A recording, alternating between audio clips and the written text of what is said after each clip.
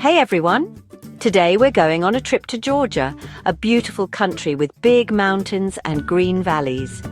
Georgian food is as warm and friendly as the people there, using lots of fresh herbs and tangy flavors.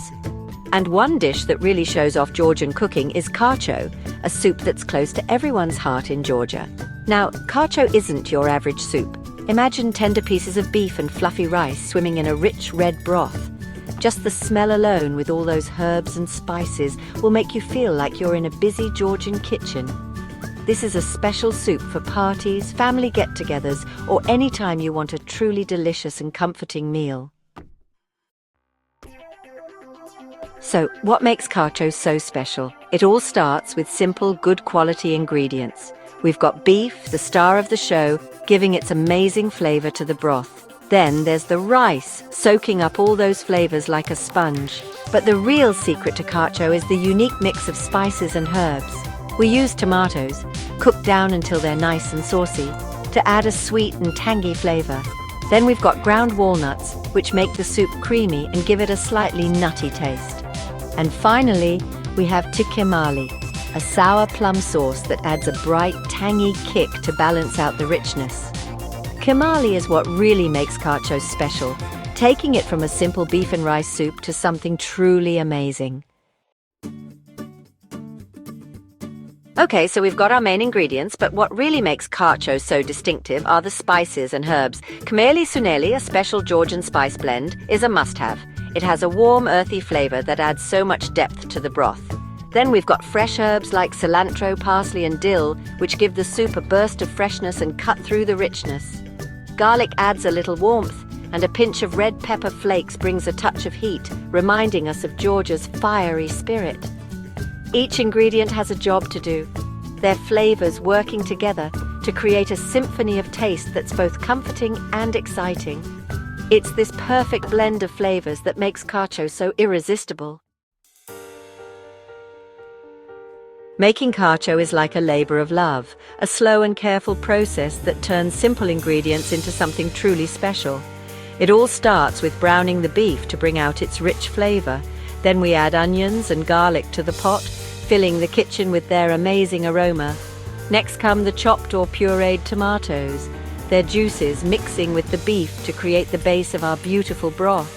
We add water, bring it to a simmer, and let those flavors deepen and blend. This is where patience is key.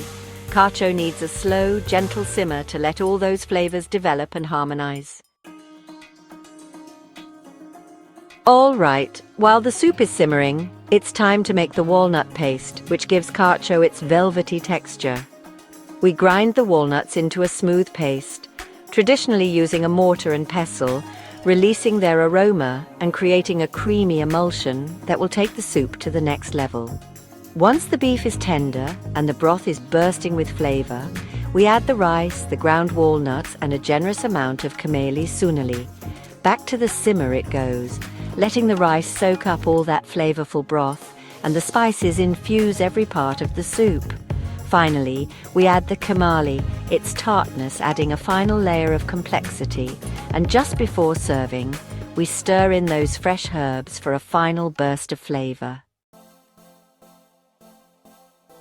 Now, while kharcho traditionally calls for specific ingredients, it's a very forgiving dish. If you can't find tkemali, you can use a mix of pomegranate molasses and lemon juice for that same tangy flavor.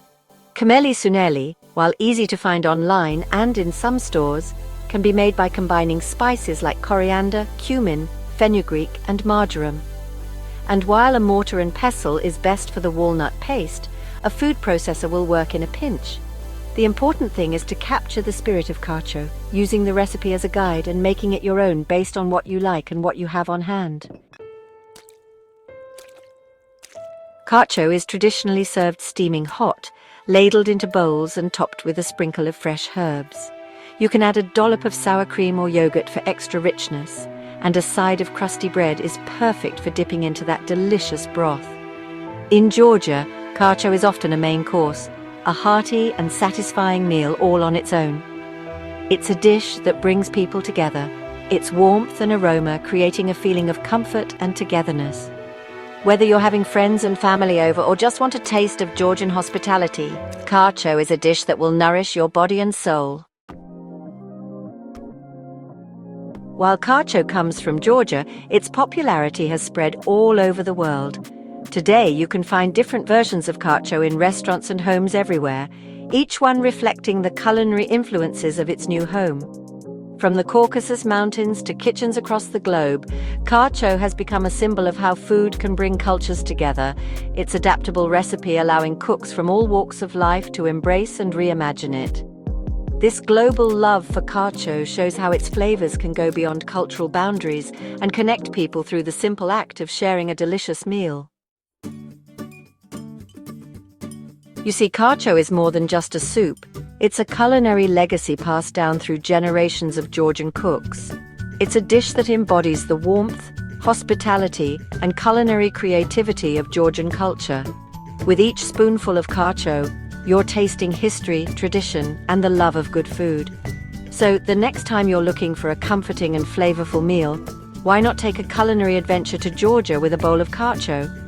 This simple yet complex soup shows how food can connect us to different cultures, bring back memories, and bring people together around the table.